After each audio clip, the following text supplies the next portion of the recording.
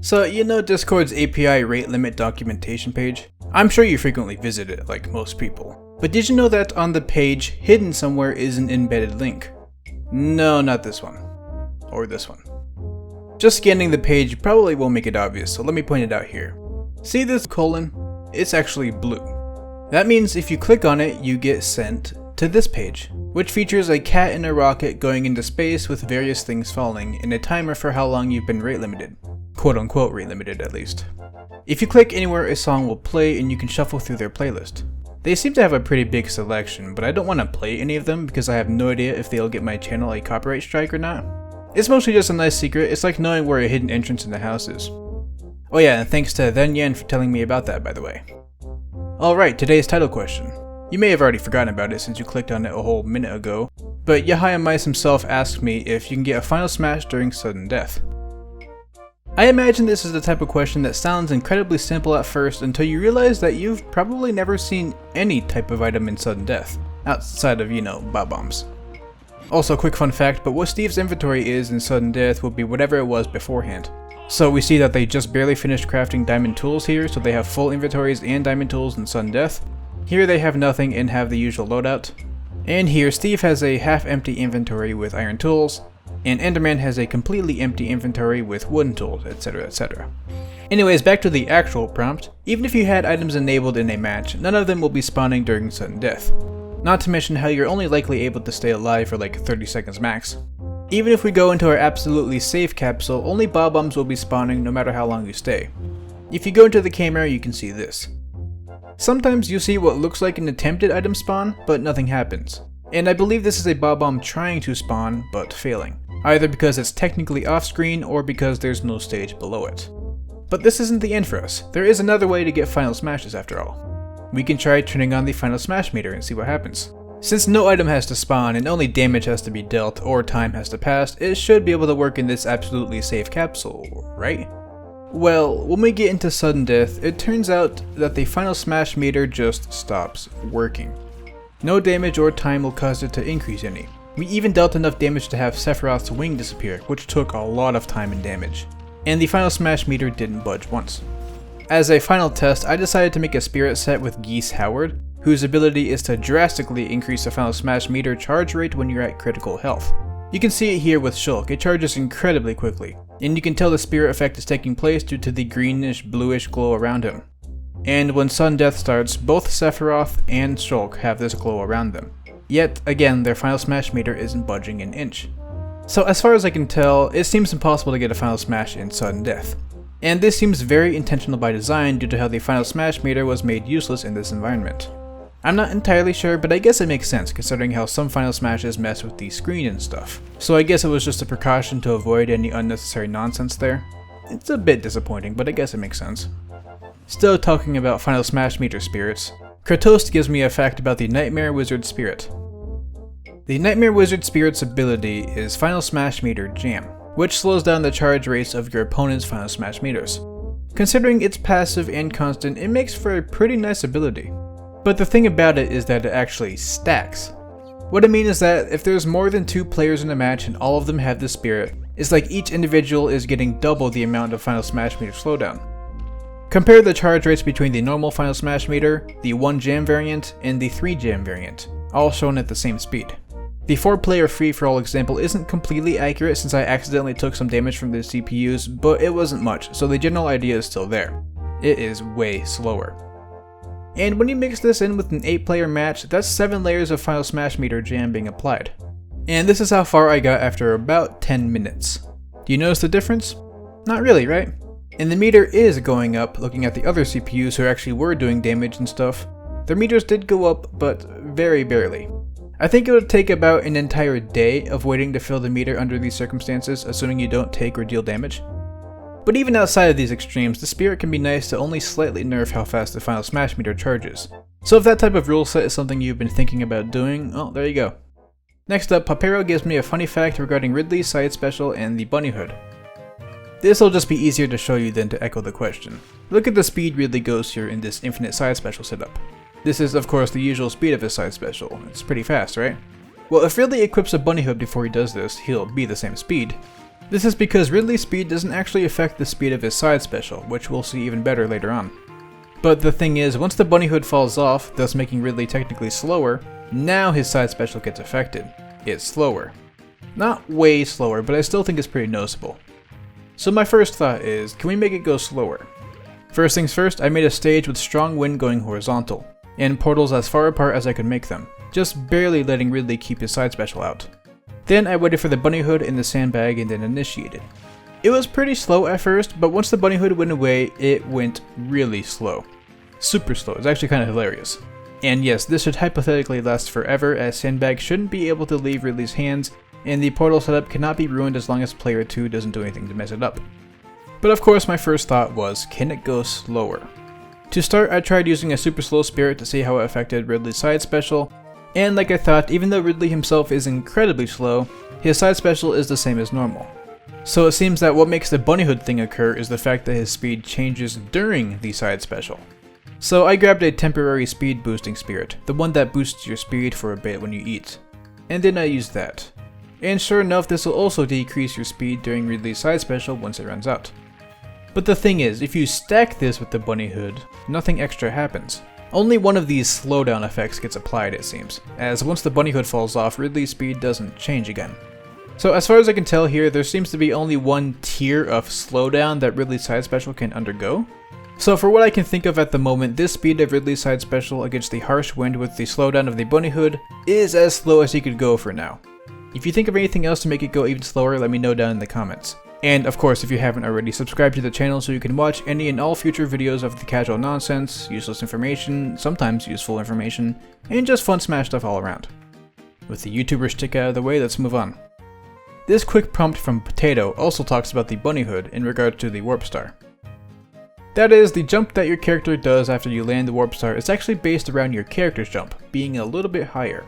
We can see here with Steve, this is where his jump usually goes to, and with the warp star it goes just a little bit higher up to here. And we can see that this is directly correlated to one's jump, as by testing Falco, his normal jump goes to here, but then after the warp star it goes up to here. Well, I mean, at least his feet do, which to me counts. So again, it's just a little bit higher.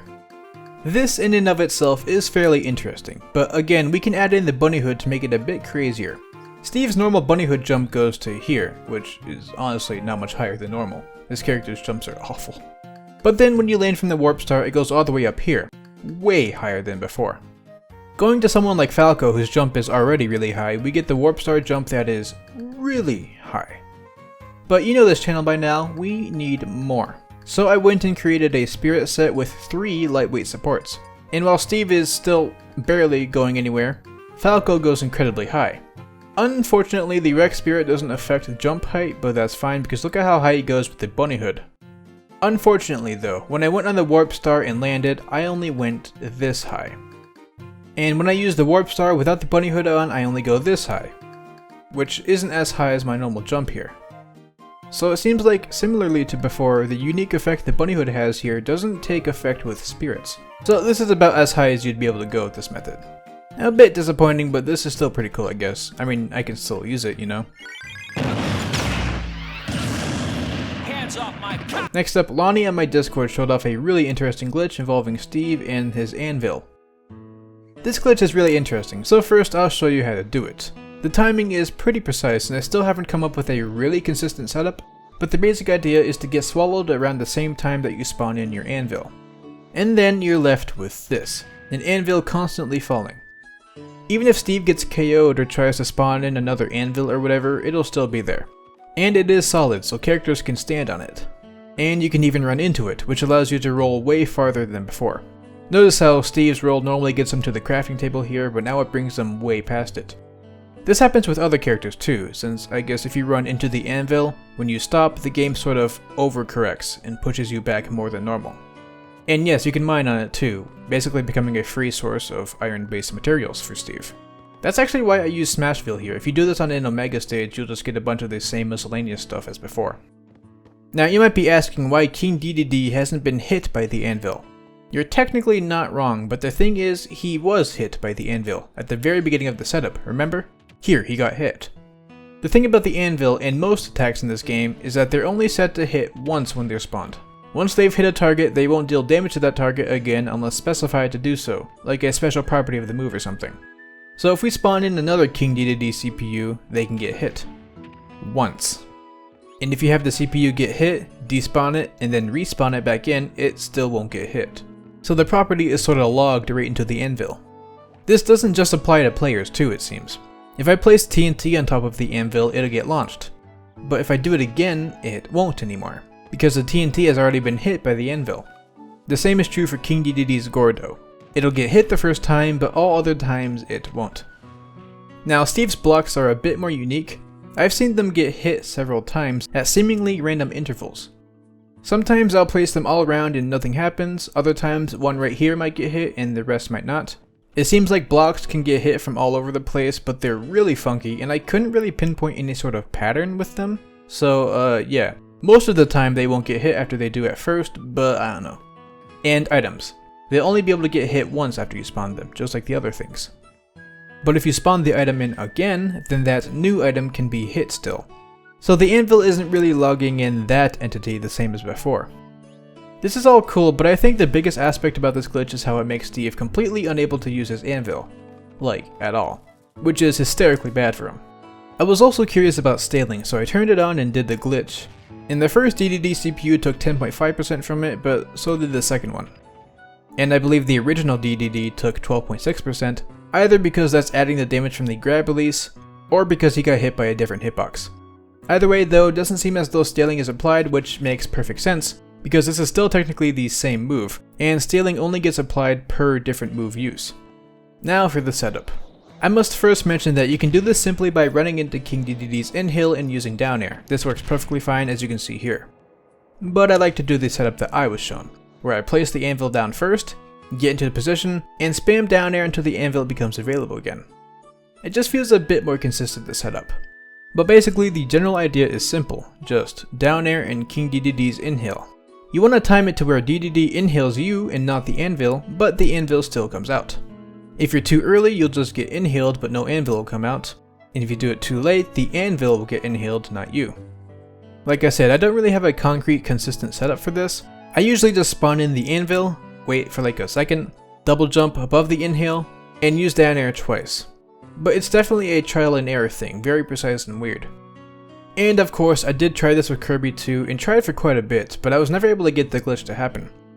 I saw some really close instances happen, but like right here, Kirby swallowed both my Anvil and me, which makes me think that the properties of Kirby's inhale are just too different from King DDD's. I even tried changing Kirby's size to have more space to work with, but nothing worked. So I think it can only be done with King DDD's inhale, but perhaps it's just way more precise for Kirby's. But anyways, I think that's it for today's video.